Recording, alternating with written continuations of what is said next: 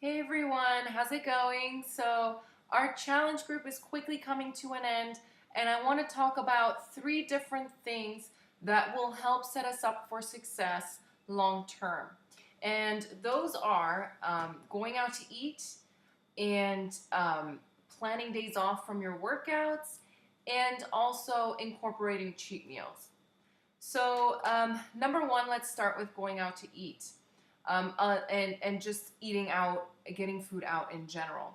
So, people think that when we eat clean, that we have to become hermits. We can no longer go out with our friends. We can no longer enjoy things. We can no longer enjoy events, things like that. So, the first thing I want to say is that I hope now, after these 3, 4 weeks, you've kind of noticed that eating clean is becoming easier and it's actually making you feel better. You know, you're implementing a new routine that at first is very difficult, but once you get used to it, it becomes part of your lifestyle. And you will actually naturally desire to make better choices. However, there will be times where we crave, really overly processed, greasy foods: fries, burgers, ice cream, cookies, uh, you name it, whatever you can think of, and you know what I'm talking about. Um, so I want to talk about a few steps that will help you along your way when it comes to being social and going out and having fun and all that good stuff.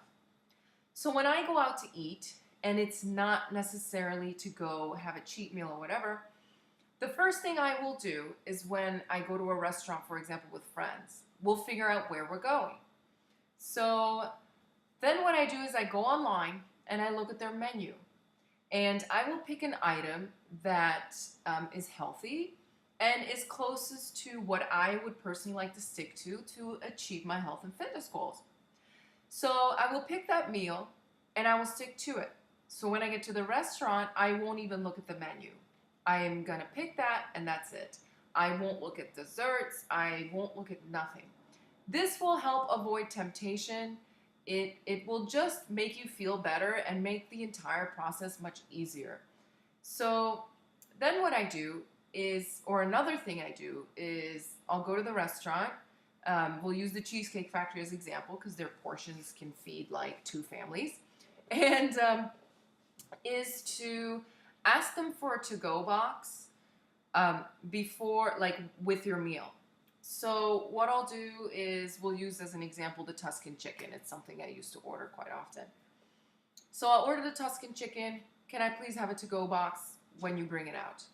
I put the portion in half. I put it aside. I don't touch it. So now, I have the proper portion for my lunch or dinner, and I will have another meal later because we're supposed to eat five to six small meals per day. We got to keep that metabolism up, and if we start pounding in food and not having the proper portion sizes, it's kind of counterproductive to what we're doing here. So that's another way to do it. And then another thing I do is, and for some reason a lot of people are uncomfortable with this, and I encourage you not to be, because it really is quite normal to do this, is to be very particular about how they prepare your food.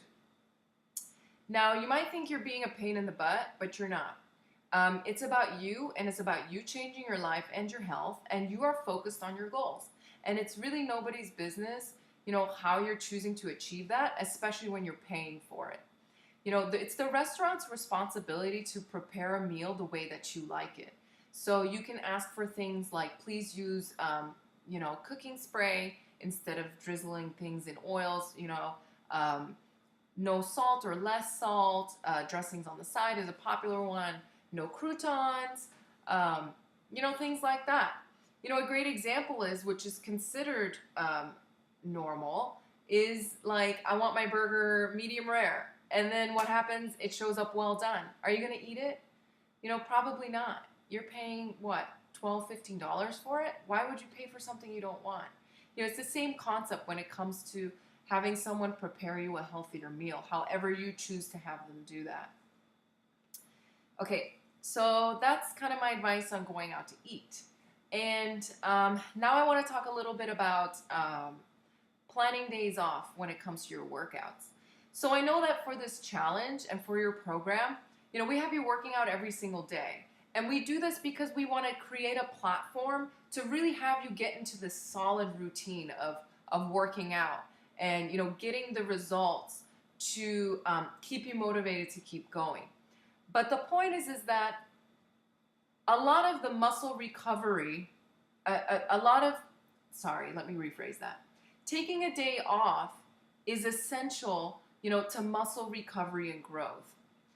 It is important that we let our bodies rest, not only for our well-being, but also for continued progress. The muscle doesn't grow while you're exercising. It grows while it's recovering. So what I suggest is, and I don't always suggest this for everyone, but this is just in general, is to take the day off after your most challenging workout. Now for me, that's leg day. For someone else, it might be something different, but generally it is leg day. Or plyometrics can be pretty challenging as well. To start off with, I recommend 1 day off, but again, it depends on the individual. It's kind of, again, a general statement. So I suggest you either talk to myself or your coach to kind of set you up for something that kind of can be a long-term lifestyle and can be adjusted as you go. And then last thing I want to talk about is planning cheat meals.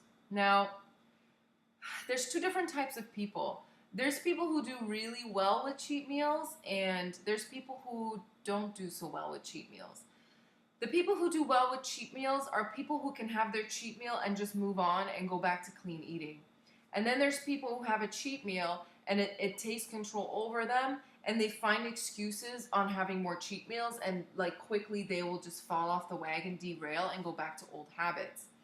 I used to be that type of person.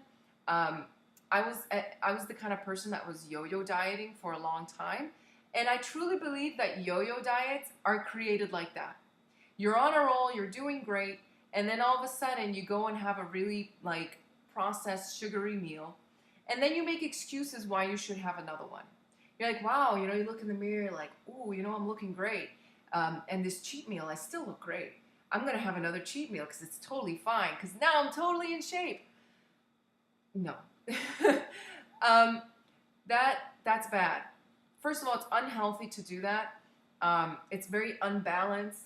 It throws you off, and before you know it, your body, you've gained twice as much back. Now you're even heavier. You're even more unhealthy because you just totally let yourself go. This happens. It sounds dramatic, but it's happened to me. But if you are that kind of person, I suggest eat clean all the time. Teach yourself to love it, learn to love it, get into the habit, and just do it. Or what you can do, if you are that type of person, is to consciously think about how, falling off the wagon has made you feel previously. I think it's important to think about what it is you're ordering, what you're eating, and knowing that if you're going to start making excuses and you're going to start eating poorly again, and again, it is a proven fact that you will go back to how you were, if not worse. You need to make a conscious effort to make these changes and these decisions. And, for the first month or so, it's going to be very, very challenging to convince yourself to just have that one cheat meal, move on, and then go back to clean eating. But over time, once you get used to it and you've kind of forced yourself into that, it's going to become a habit and a lifestyle, and you're actually going to love it.